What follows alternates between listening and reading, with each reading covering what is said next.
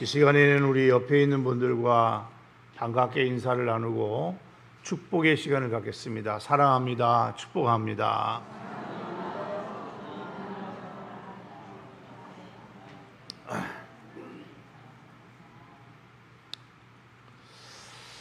본문의 말씀은 우리가 지난 2주간 함께 살펴보았어요. 우리는 이 본문 말씀 속에서 정말 가련한 절망적인 삶을 걸어가고 있던 한 여자를 만나게 됩니다. 이 여자는 12년 동안 혈우증을 앓던 여자였습니다. 그는 병을 고치기 위해서 많은 의사들을 찾아다녔습니다마는 오히려 그 많은 의사들로부터 많은 괴로움을 받았다고 했습니다. 그는 1, 2년도 아니고 12년이라는 긴 세월 동안 투병 생활을 하였고 그 과정 속에서 그가 가진 모든 재산은 다 허비하고 말았습니다.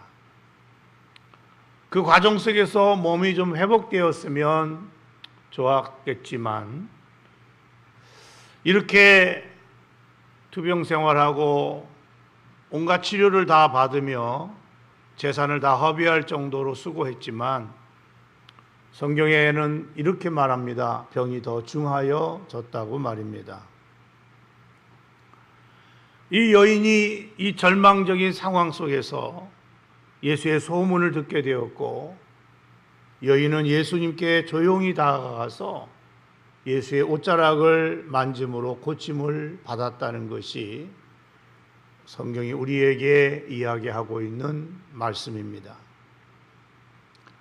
여인이 예수의 옷자락을 만지는 순간에 그 여인의 몸속에 그동안 늘 경험했던 멈추지 않았던 피가 멈추게 되었습니다. 그것만이 아니고 그녀는 주님으로부터 놀라운 음성을 듣게 됩니다. 그것은 따라 내 믿음이 너를 구원하였으니 평안히 가라고 하는 정말로 감사한 주님의 말씀을 주의 음성을 그가 듣게 된 것이지요.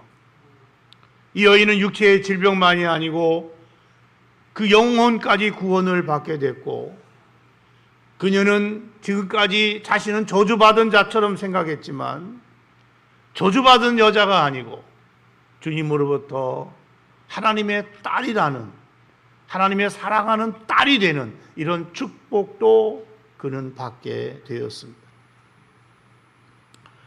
그는 많은 무리들 앞에서 예수님을 통해서 더 이상 이 여인은 저주받은 여인도 절망의 여인도 버림받은 여인도 아니라는 것을 주님께서는 말씀하실 뿐 아니라 주님은 이 여인에게 세상이 줄 수 없는 하나님이 주시는 참된 평안을 그에게 말씀하시고 주셨습니다. 저는 오늘 이 절망의 여인이 어떻게 해서 고침을 받게 되었고 하나님의 사랑하는 딸이 되고 세상이 줄 수 없는 하나님이 주시는 그 평안을 누리고 더 나아가 마음의 상처와 아픔까지 치유를 받게 됐는가 하는 이 부분을 좀 더 구체적으로 여러분과 함께 살펴보고자 합니다. 여러분, 혈우증으로 인해서 12년 동안 고통을 받고 이제는 절망 가운데 있었던 이 여인이 고침을 받게 됐고 축복을 누리게 된 것은 성경은 한마디로 이렇게 말합니다. 믿음 때문이었다. 여러분, 예수님이 여인을 향해서 뭐라고 말씀하셨어요? 우리 34절을 보겠습니다. 시작.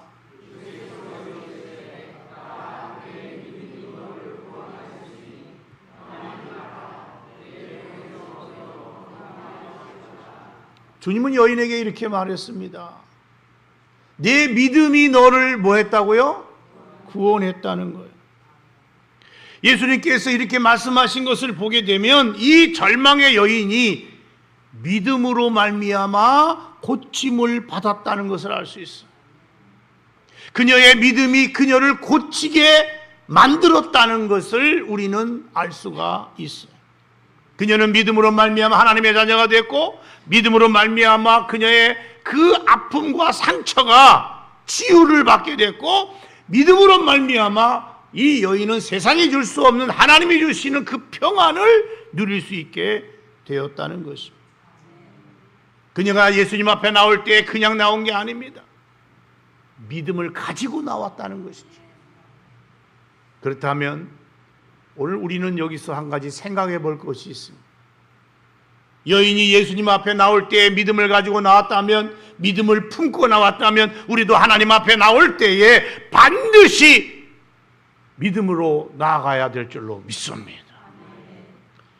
믿음을 가지고 하나님 앞에 나와서 하나님을 예배할 수 있는 저와 여러분이 되어야 할 줄로 믿습니다. 왜 우리가 믿음을 가지고 하나님 앞에 나와야 되는가? 거기에는 두 가지 이유가 있습니다. 첫째는 믿음이 없이는 하나님을 절대로 기쁘게 할 수 없기 때문에 그렇습니다. 히브리서 11장 6절에 보면 하나님께 나아가는 자는 반드시 믿음 가지고 나오라고 말씀합니다. 믿음이 없이는 하나님을 기쁘게 하지 못한다고 성경은 우리에게 이야기하고 있습니다. 우리 히브리서 11장 6절을 다 같이 읽겠습니다. 시작.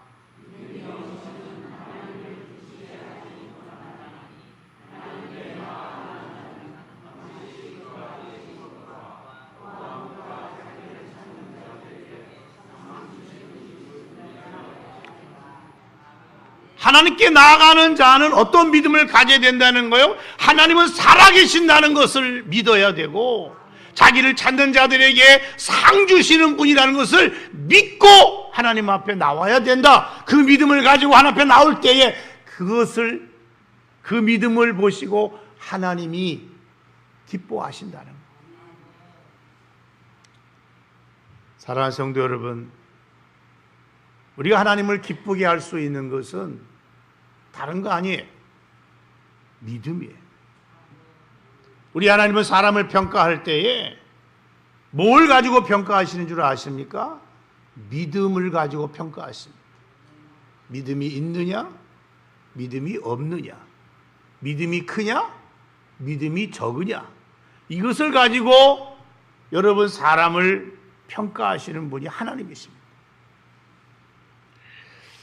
그래서 예수님도 사람을 보실 때에 사람의 겉모습을 보고 평가하지 아니하시고, 사람이 어떠한 주어진 그 어떤 무엇을 가지고 평가하지 않으시고 그 사람의 믿음을 보셨다고 성경은 말씀하죠.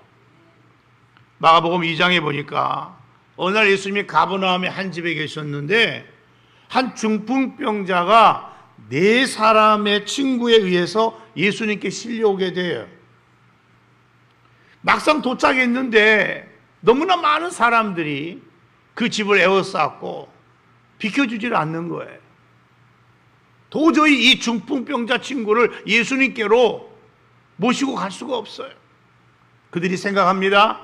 그렇다면 우리가 지붕에 올라가서 지붕을 뜯고 지붕에서 이 친구를 예수님 앞으로 달아내리자. 그래서 그들은 그렇게 했어요. 그래서 예수님 앞에 여러분 한 중풍병자가 4사람에 의해서 여러분 이렇게 들것에 실려가지고 천천히 이제 내려오게 되지요. 많은 사람들이 아마 구경했을 거예요. 저 누구야? 예수님도 보지 않았겠어요? 근데 여러분 예수님께서 그 모습을 보셨어요. 중풍병자도 보셨겠죠? 4사람의 모습도 봤을 겁니다. 그런데 여러분 예수님이 이 중풍병자를 고쳐주셨는데 그 과정 속에 여러분 왜 고쳐줬느냐? 성경은 이렇게 표현하고 있어요. 마가복음 2장 5절입니다. 우리 다 같이 한번 읽겠습니다. 시작.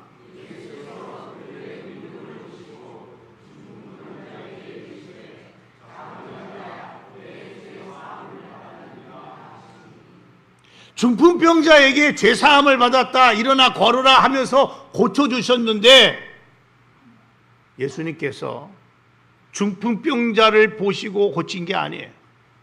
4사람의 모습을 보고 고친 것도 아니에요. 주님이 뭘 보셨다고 그랬어요? 이 네 사람의 믿음을 보셨다는 거예요. 저들의 외모, 주님에게는 별로 관심이 없어요. 어떤 옷을 입었느냐, 어떤 능력이 있느냐, 재산이 얼마나 있느냐, 관심 없어요. 주님은 뭐 학위를 땄느냐, 무슨 상을 받았느냐, 관심 없어요. 주님은. 주님께 관심이 있는 것은 그들의 믿음이에요. 믿음. 오늘도 하나님은 저와 여러분을 보실 때 뭘 보시는 줄 아십니까? 여러분의 믿음을 보시는 거예요. 너희들이 과연 내 앞에 나올 때에 과연 어떤 믿음을 가지고 나왔느냐, 그거 보신다고 말이에요. 주님은 그들의 믿음을 보셨다고 말씀합니다. 이 네 사람의 믿음이 어떤 믿음일까요? 자기 친구를 예수님께로 데리고 오면은 예수님이 반드시 이 친구를 고쳐주실 것이다. 이 친구는 고침받게 될 거다. 이것이 바로 이 네 친구의 믿음이었어요. 그 믿음을 주님이 보셨다는 거예요. 오늘 성경 본문에도 이 여인의 여러분 병을 예수님께서 고쳐주셨는데 이 여인의 뭘 보셨느냐? 믿음을 보셨다는 거 아닙니까? 이 여인의 믿음이 어떤 믿음이었지요? 예수의 옷자락만 만져도 고침을 받을 수 있다고 하는 믿음, 그걸 주님이 보신 거예요. 그래서 내 믿음이 그랬잖아요. 주님이 말한 내 믿음이 어떤 믿음이요? 네가 나한테 나올 때에 옷자락만 만져도 낫겠다고 하는 그 믿음을 주님이 말씀한 것인 줄 믿으시기 바랍니다. 둘째, 왜 우리가 믿음을 가지고 하나님 앞에 나와야 되느냐 하면은 이 믿음은 하나님이 역사하시는 통로가 되기 때문에 그래요. 우리 하나님은 전능하신 하나님이십니다. 믿습니까? 그러나 하나님께서 전능하시지만 하나님이 역사하는 그 통로가 있어요. 아무렇게나 역사하지 않아요. 무엇을 통해서 역사하시느냐? 믿음입니다. 우리 하나님은 반드시 믿음의 통로를 따라서 일을 행하시는 분이심을 믿으시기 바랍니다. 그래서 성경에 보게 되면 하나님이 믿음을 통해서 행하는 역사를 가리켜서 한마디로 뭐라고 표현했느냐? 믿음의 역사 그랬어요. 믿음의 역사라는 말은 하나님이 믿음이라는 통로를 통해서 하나님이 일하신다는 그런 말씀인 거예요. 그런데 이 혈루증을 앓던 여인에게는 믿음이 있었어요. 예수의 옷에 손만 만져도 대기만 해도 나음을 얻을 것이라고 하는 믿음이 있었어요. 그래서 이 믿음을 가지고 이 여인은 주님 앞에 나왔고 옷자락을 만졌고 고침을 받은 거예요. 성경은 이 여인이 고침을 받고 구원받고 축복을 받은 이 사건을 무엇 때문이라고 말하고 있느냐? 믿음 때문이라고 말하고 있어요. 그렇다면 우리 여기서 한번 생각할 것이 있어요. 이 여인은 언제 이런 믿음을 갖게 됐다고 성경이 말하고 있죠? 여러분, 이 여인이 언제 이런 믿음을 갖게 됐죠? 여러분, 이 여인이 모태신앙입니까? 이 여인이 제자 훈련 받았어요? 이 여인이 바리새인입니까? 이 여인이 주일학교 다닌 적이 있다고 성경이 말하고 있어요? 없어요. 그런데 성경에 보면 이 여인에게는 믿음이 있었어요. 믿음이 생겼어요. 어떻게 믿음이 생겼다고 성경이 말하고 있죠? 성경은 이렇게 말하고 있어요. 예수의 소문을 듣고 믿음이 생겼다고요. 27절에 보면 예수의 소문을 듣고, 따라합시다. 예수의 소문을 듣고. 근데 우리 한번 생각할 것이 있죠. 그러면 예수의 소문을 들으면 누구나 다 믿음을 다 가질 수 있느냐? 믿음이 다 생기느냐? 여러분, 누구나 소문을 들었다고 다 믿음을 갖게 되는 거 아니에요. 예수님 당시에도 예수님이 행하신 놀라운 기적도 보았고 예수의 소문을 들었 수많은 사람이 있었지만 모두가 다 믿음을 갖게 되었다고 성경은 말하고 있지 않습니다. 대표적으로 예수님이 행하신 기적을 현장에서 보았지만 예수 안 믿은 사람이 누구요? 바리새인들이잖아요. 그들은 현장에서 생생하게 예수님이 행하신 그 모든 기적들을 눈으로 보았지만 예수를 믿지 않았어요. 이것을 보게 되면 소문을 들었다고 해서 다 믿음이 생기는 게 아니라는 것을 알 수 있어요. 우리가 주목해야 할 것이 있어요. 그렇다면 이 여인이 왜 믿음을 갖게 됐느냐? 어떻게 해서 이 여인은 믿음을 가질 수 있게 되었느냐? 우리가 주목할 것은 언제 어떤 상황 가운데 어떤 소문을 들었느냐가 중요한 거예요. 혈루증을 앓던 여인이 소문을 통해서 여러분 예수님에 대한 믿음을 갖게 된 것은 우리가 성경을 잘 읽어보게 되면 이 여인에게 있어서 어떤 상태였을 때였냐면 가장 절망의 상황이었을 때에 여인은 예수의 소문을 듣게 된 거예요.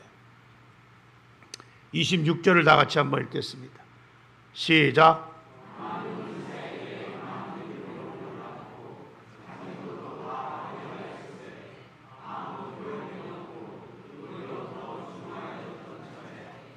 여러분 이 본문의 말씀을 잘 음미해 보면 지금 이 여인의 상황이 어떤 상황이죠? 모든 것이 절망적일 수밖에 없는 그런 상황, 그런 자리에 있을 때에 그녀가 예수의 소문을 듣게 됐다는 거예요. 예수라는 분이 계신데 그분을 만난 자마다 다 고침받았다더라. 이 소문을 들은 거예요. 나인성 과부의 아들도 죽어서 장사제를 가다가 예수님 만나고 다시 살아나게 됐다더라. 백부장의 종도 고침받았고 자기와 동일한 그런 처지에 있는 나병 환자도 예수님을 만나고 예수님으로부터 고침을 받았다더라. 그들 모두가 예수를 만나서 고침받았다고 하는 소문을 이 여인이 들은 거예요. 그 소문을 듣는 순간 그렇다면 나도 예수를 만나면 고침받을 수 있겠구나. 능력이 그렇게 많다면 내가 예수의 옷자락만 만져도 혹시 고침받을 수 있지 않을까? 고침받을 수 있을지도 몰라. 그 마음속에 믿음이 생기기 시작한 거예요. 제가 지난주에도 이런 말씀을 잠깐 드렸습니다마는 만약에 여인이 그 당시에 아주 건강한 상태였다든지 또 아직 재산을 많이 갖고 소유하고 있는 상태라든지 그리고 많은 사람들과 잘 어울려 다니면서 교제하고 있었던 상황에 있었다면은 아마 예수의 소문을 들었다고 해도 지금 가지고 있는 이 믿음을 갖지 못했을 거예요. 아마도 여인이 그 소문을 듣고 이런 생각은 가질 수 있어요. 예수가 온다면 혹 구경이나 한번 가볼까? 아마 그 정도 있지 않았을까? 그러나 지금 여인은 그 상태가 아니에요. 모든 것을 다 잃어버렸어요. 모든 수단 방법 다 아무 소용이 없어요. 이제 여러분 절망적인 상황이에요. 누구도 자신을 도와줄 수 있는 사람이 아무도 없어요. 가장 절망의 상황에 있었기 때문에 예수님에 대한 그 소문, 자기에게 들려진 예수에 대한 이 소문은 여인에게 있어서는 굿뉴스였어요. 한마디로 복음이었어요. 복음으로 다가온 거예요. 복음으로. 죽을 병에 걸린 사람이 나을 수 있다고 하는 소식은요, 그건 복음이에요. 복음. 믿습니까? 이것을 보게 되면 역시 믿음은 여러분 들음에서 생긴다는 걸 알 수 있어요. 그렇습니다. 여러분 믿음은 들음에서 생겨요. 믿습니까? 그래서 바울이 로마서 10장 17절에서 이렇게 말했죠. 우리 다 같이 한번 읽겠습니다. 시작.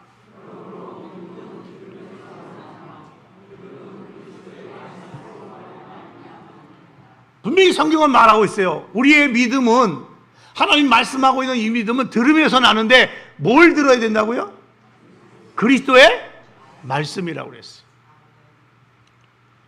주님이 원하시는, 하나님이 원하시는 믿음은 그리스도의 말씀을 들을 때에 생기는 믿음이라는 거예요. 여러분, 믿음은요 반드시 들음에서 생겨요. 아무리 믿음 좋은 사람도 여러분 한 달 동안 말씀을 듣지 않아 보세요. 그 믿음 다 죽습니다. 죽어요. 제가 일부 예배 때 이런 말씀을 드렸어요.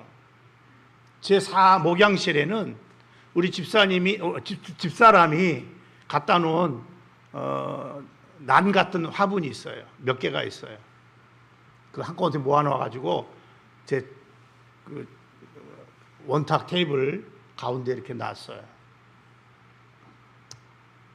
한동안 제가 좀 바빠가지고 정신이 없었다가 어느 날 이렇게 보니까 그 난들이 전부 다 엎드려져 있는 거야. 다 자빠져 있는 거야, 전부. 완전히 정말 다 누워 있는 거야. 잠자고 있어. 다 누워. 이불 깔고 누웠듯이 다 누워 있는 거야. 매가리가 하나도 없어. 그래서 보니까 다 말랐어. 깜짝 놀랐어. 야, 내가 그동안 정신이 없어갖고 내가 이걸 못 봤네. 허겁지겁 물을 떠다가 그냥 거기다 쏟아 부었어. 아주 그냥. 바가지로 막 쏟아 부었어. 그러면서 기도했어요. 주여, 일어나게 하옵소서. 왜 그랬을까요? 이거 다 자빠져가지고 내보냈다가 우리 집사람한테 혼날 것 같아. 일어나게 하옵소서. 축복 기도를 하고, 그 다음에 이제 하루가 지나서 그 다음날 보니까 전부 빳빳하게 다 올라와 있는 거야. 전부 다 빳빳하게 다 살아난 거야. 다 살아났어. 다 살아났어. 야, 하루 만에 다 살아났어. 물을 먹으니까 다 살아난 거야. 믿음도 마찬가지입니다. 여러분, 아무리 믿음 좋은 사람도 말씀 안 들으면요, 말씀 안 듣고 한 달, 두 달, 석 달 있으면요, 그 믿음 다 죽습니다. 우리의 믿음은 들음에서 생기는 거예요. 그래서 하나님께서는 최소한 일주일에 한 번은 와서 내 생명의 말씀을 들어라 그래가지고 안식일을 준 거예요. 믿습니까? 그러니까 여러분, 평소에 교회 안 나오고 말씀 안 듣는 사람은 죄송하지만 그 영혼을 들여다보면 다 두루누워 있어. 전부 다 두루누워 있어. 힘이 없어. 죽어가고 있는 거야. 깨달아야 돼. 여러분, 그렇습니다. 믿음은 들음에서 생기는 거예요. 근데 어떻게 내가 하나님의 말씀을 받아들이느냐 하는 것은 더 중요해요. 왜냐하면 우리가 그 말씀을 들을 때에 믿음이 생기고 자라기 때문에 그렇습니다. 그래서 여러분, 우리는 이 말씀을 언제나 사모할 수 있어야 돼요. 들은 말씀대로 살려고 열심히 노력하고 때로는 몸부림치는 모습도 있어야 돼요. 그래서 말씀을 경험할 수 있어야 돼요.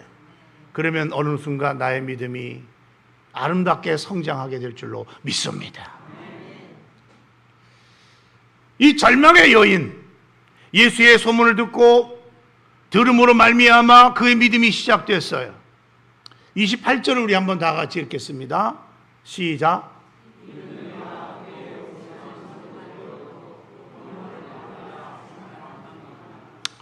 여기서 우리가 주목해야 될 단어가 하나 있는데, 그게 뭐냐면 생각이라는 단어예요. 생각. 자, 예수에 대한 믿음이 이 여인의 생각 속에서 지금 잉태되기 시작했다는 거예요.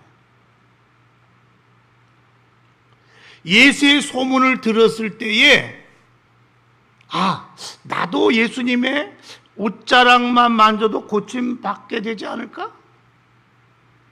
나도 나음을 받을 수 있지 않을까? 내 병으로도 고침받을 수 있을 것 같다. 이런 뭐가 들었다고요? 예? 생각이 들었다. 생각이 들었다. 이거 잘 들어. 이거 놓치면 안 돼요. 따라합시다. 생각이 들었다. 믿음의 생각이 들은 거예요. 믿음의 생각. 이런 믿음의 생각이 들은 거예요. 그 마음속에 생각이 들었어요. 그런데 제가 이 본문의 말씀을 묵상하면서 이런 생각도 해봤어요. 이 여인도 사람이잖아요. 예수의 소문을 들었을 때 여러분, 이런 긍정적인 생각만 들어왔을까요? 아니요. 부정적인 생각도 분명히 들었을 거예요. 어떤 생각도 들었을까요? 야, 내가 12년 동안 어떤 의사도 못 고친 그런 병인데, 예수 옷자락 만진다고 나을까? 나을 수 있을까? 내가 볼 때 어려울 것 같은데? 내가 지금 내 몸도 추스르기 어려운데 어떻게 그 많은 무리들을 뚫고 예수님 계신 곳까지 내가 갈 수가 있어? 혹시 내가 예수님께 나아가다가 내가 부정한 연이라는 걸 사람들이 알고 나를 발견한다 하면 나에게 돌을 던질 텐데, 그럼 나는 돌에 맞아 죽을지도 모르잖아. 설령 내가 예수의 옷자락을 만든 자 치자. 그러면 예수님께서 나에게 뭐라고 할까? 혹시 나에게 책망하지는 않을까? 왜 만졌느냐고? 더러운 손으로? 분명히 여인에게도 이러한 부정적인 생각들이 아마도 있었을 거예요. 저는 있었다고 생각해요. 그런 의심의 생각, 부정적인 생각. 그런데 중요한 사실은 이 여인은 이런 부정적인 생각이 분명히 들었을 것임에도 불구하고 이걸 받아들이지 아니하고 무슨 생각을 했느냐? 무슨 생각을 더 앞세웠느냐? 믿음의 생각을 더 앞세웠다는 거예요. 어떤 믿음? 아니야. 옷자락을 만져도 나는 나을 수 있다. 이 믿음, 긍정적인 생각을 붙잡았다는 거예요. 여러분, 생각을 붙잡아야 돼요. 부정적인 생각을 붙잡지 말고 긍정적인 생각을 붙잡아야 돼요. 믿습니까? 여러분, 왜 생각이 중요한지 아세요? 생각이 매우 중요한데 왜 생각이 중요하냐면 이런 말이 있어요. 생각은 말을 낳고, 말은 행동을 낳고, 행동은 습관을 낳고, 습관은 인격을 만든다고 그랬어요. 그러니까 생각이 중요해요. 시작이 중요한 거예요. 어떤 생각을 갖고 있느냐. 여러분, 내가 어떤 생각을 받아들이냐에 따라서 영적 전쟁의 승패가 좌우돼요. 사탄은요, 언제나 우리의 생각을 지배하기를 원하십니다. 그래서 여러분, 예수의 제자 가운데 한 사람이 가룟 유다를 넘어뜨릴 때도 어디서부터 넘어뜨렸다고 성경이 얘기하고 있어요? 가룟 유다의 마음속에 예수를 팔려는 생각을 집어넣었다고 그랬어요. 여러분, 요한복음 13장 2절을 다 같이 한번 읽겠습니다. 시작.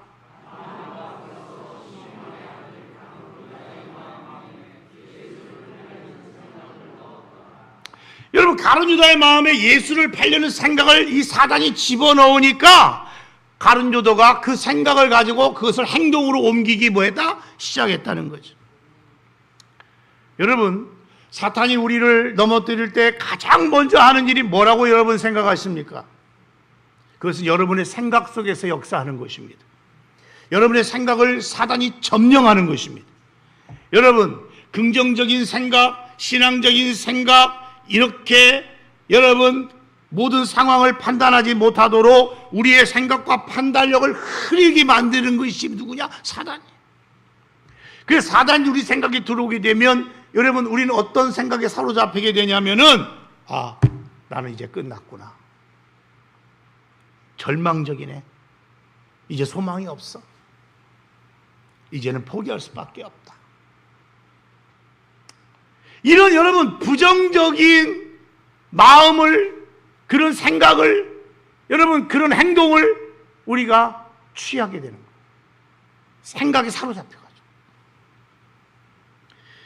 바울은 이것을 누구보다 잘 알아서 이런 말씀을 고린도후서 10장 5절에 말했는데 이렇게 말했어요.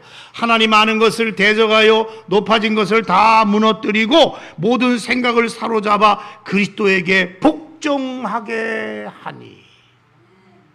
따라합시다. 모든 생각을 사로잡아 그리스도에게 복종하게 하라. 우리가 사단의 견고한 진, 여러분 우리 안에 생각으로 침투해서 우리의 마음에 부정적인 생각, 절망적인 생각, 여러분 나쁜 생각들, 이런 것들을 여러분 우리가 무너뜨리려면은 우리의 그런 생각들을 다 사로잡아서 그리스도 앞에 그것을 복종시키는 훈련을 해야 된다는 것입니다.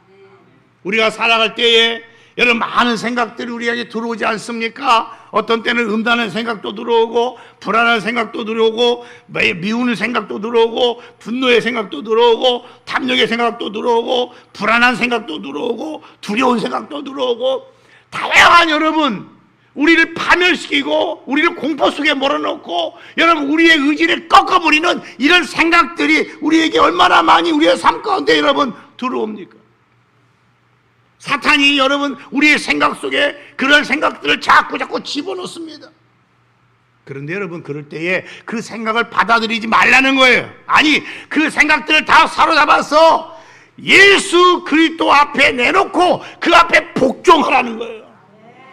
할렐루야. 믿습니까? 여러분 사단이 주는 그런 생각들을 받아들이기 시작하게 되면은 평범한 것들도 심각하게 되어지게 돼요.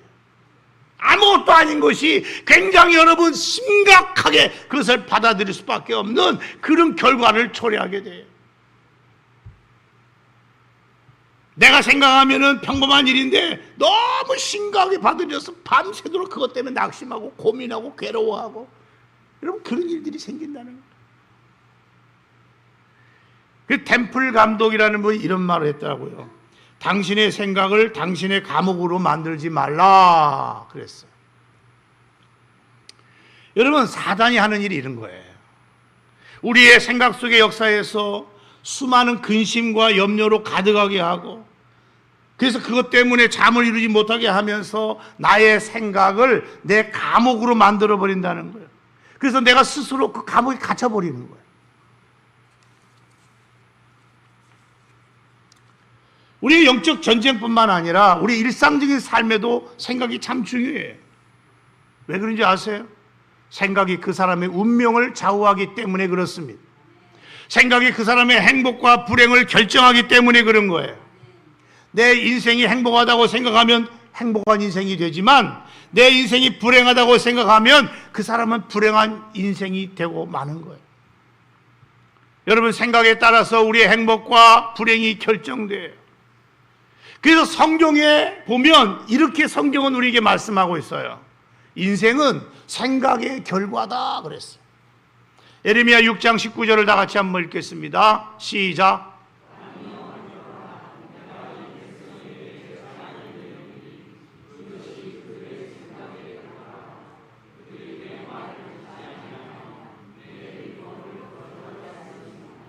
따라합시다. 이것이 그들의 생각의 결과라. 내가 어떤 생각을 하는가가 내 인생의 결과가 된다는 거예요. 그 생각이 중요해요. 어떤 생각을 내가 붙잡느냐가 중요해요. 받아들이냐가 중요해요. 사탄이 주는 생각을 받아들이면 결국 사탄에 의해서 그 올무에 걸려가지고 우리는 넘어지는 인생, 실패의 인생, 절망의 인생이 돼요. 그래 여러분 하나님의 말씀이 주는 생각을 붙잡으면 우리는 승리자가 될 수 있어요. 이 여인도 여러분 부정적인 생각을 얼마든지 받아들일 수 있었어요. 그러나 이 여인은 부정적인 생각을 받아들이지 아니하고 긍정적인 생각, 믿음의 생각을 하기로 했어요. 이 여인은 믿음의 생각을 통해서 예수의 옷을 대기만 해도 구원받겠다고 하는 믿음을 갖게 됐는데 여러분 우리가 주목할 것이 또 하나가 있어요. 여인은 거기서 끝나지 않았다는 거예요. 끊임없이 여인은 자기가 갖게 된 그 믿음의 생각을 키워나갔어요. 믿음을 발전시켰어요. 그 믿음을 확고히 하도록 그는 노력했어요. 자 그렇다면 우리가 이제 다시 또 본문 속에서 그것을 생각해 봐야 돼요. 이 여인이 끊임없이 자신의 그 믿음의 생각을 어떻게 키워나갔을까? 믿음을 키워나가는 방법이 뭐였을까? 그것은 바로 엘레겐의 기도를 통해서 자신의 믿음을 키워나갔어요. 우리 28절을 다 같이 한번 읽겠습니다. 시작.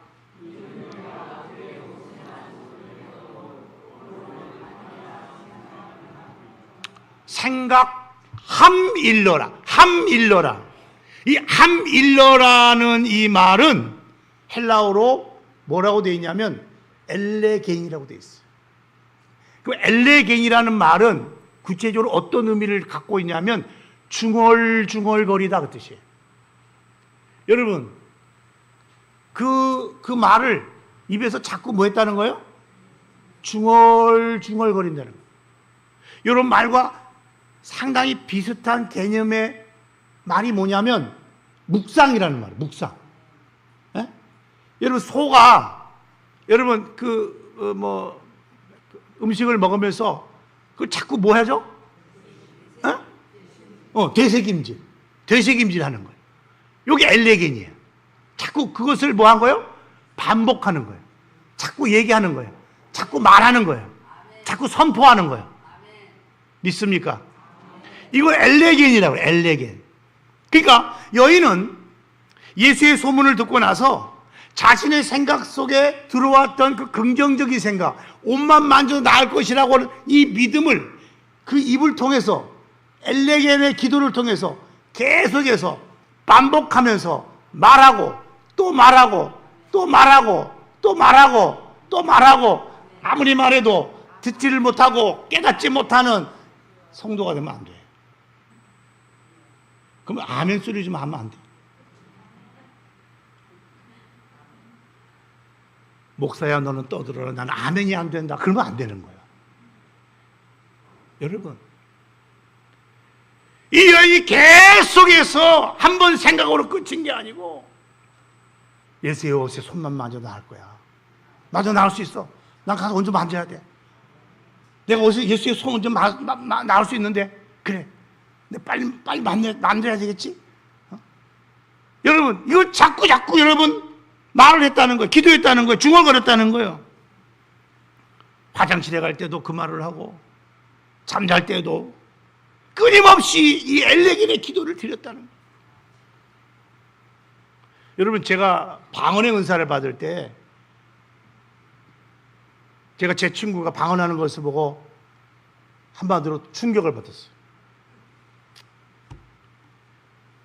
나도 예수 믿은 지 몇 년 됐는데 왜 나한테 방언을 안 줘? 화가 났어요. 중학교 때인데, 중학교 3학년 때인데. 그때부터 이제 기도하기 시작한 거예요. 뭐라고 기도했을까요? 하나님 쟤만 사랑합니까? 누구도 사랑한다고? 나도 사랑하지 않습니까? 나도 예수 믿는데. 근데 왜 쟤한테만 줘요? 나한테도 줘요. 줘요. 나한테도 뭘 줘요? 방언의사 줘요. 일주일 동안 진짜 화장실 갈 때도 그 기도 드리고, 밥 먹을 때도 그 기도 드리고, 공부할 때도 시간만 되면 그 기도 드리고, 정말로 일주일 동안 그 기도를 드렸어요.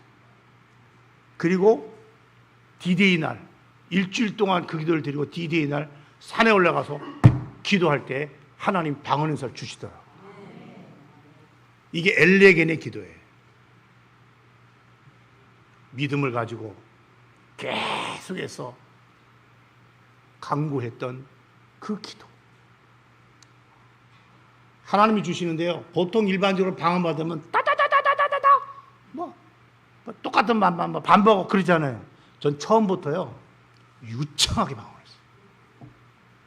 아주 전문가처럼 방언이, 입에서 방언이 나오는데 전문가처럼 방언이 나오거든요. 그런데 기도했어요. 따다다도 싫습니다. 하려면 유창하게 방언하는 사람처럼 그런 방언을 주십시오 그랬어요. 그랬더니 그대로 되더라. 따라합시다. 그대로 되더라. 이게 엘레겐의 기도예요. 중얼중얼거리는 거예요. 계속해서 믿음으로 기도하는 거예요. 나는 분명히 줄 줄로 믿습니다. 왜? 쟤도 사랑하고 나도 사랑해요. 나도 원하니까 나에게도 주십시오. 이게 엘레겐의 기도예요. 여러분, 이 여인은 막연히 예수님 만날 수 있는 날을 손꼽아 기다린 게 아니에요. 엘레겐의 기도를 드리면서 주님 만날 날을 손꼽아 기다렸던 거예요. 끊임없이 엘레겐의 기도를 드리면서 준비하면서 주님 만날 날을, 순간을 손꼽아 기다린 거예요. 그렇다면 오늘 저와 여러분에게도 엘레겐의 기도가 필요합니다. 여러분의 생각 속에 믿음의 생각을 키워나가기 위해서는 끊임없는 엘레겐의 기도가 필요하다고 말해요. 이 엘레겐의 기도를 드릴 때 내 생각 속에서 우리의 믿음이 점점 강하여지게 되고 확신으로 다가오게 되고 담대하게 되고 흔들리지 않게 되고 그것이 믿어지게 되는 거예요. 믿습니까? 이렇게 엘레겐의 기도를 통해서 생각 속에 믿음을 키워나갔던 여인은 마침내 어느 날 주님이 오신다는 소식을 듣게 되었고 예수님을 향하여 달려나가게 됩니다. 근데 여러분, 예수님이 옷자락 만지는 게 그렇게 쉬운 게 아니에요. 왜냐하면 너무나 많은 사람들이 예수님을 둘러싸고 있었기 때문이죠. 아마 여인은 있는 힘을 다하여 예수님께 나아가려고 했지만 그것조차 겪고 싶지 않았을 거예요. 왜냐하면 지금 여인은 무슨 건강한 상태가 아니잖아요. 12년 동안 병을 앓았으니 얼마나 몸이 쇠약해졌겠어요. 자기 몸도 제대로 추스리지 못할 정도로 어려웠을 것입니다. 그런 가운데도 군중을 해치며 예수님께 나아갑니다. 자칫 잘못하면 여러분 쓰러져서 군중에게 집합해서 죽을지도 몰라요. 그럴 수 있어요. 아니, 어떤 경우에는 나를 아는 사람이 저 여자 부정한 여인인데 들통나게 되면 여러분 예수님 앞에 가기도 전에 돌에 맞아 죽을 수도 있어요.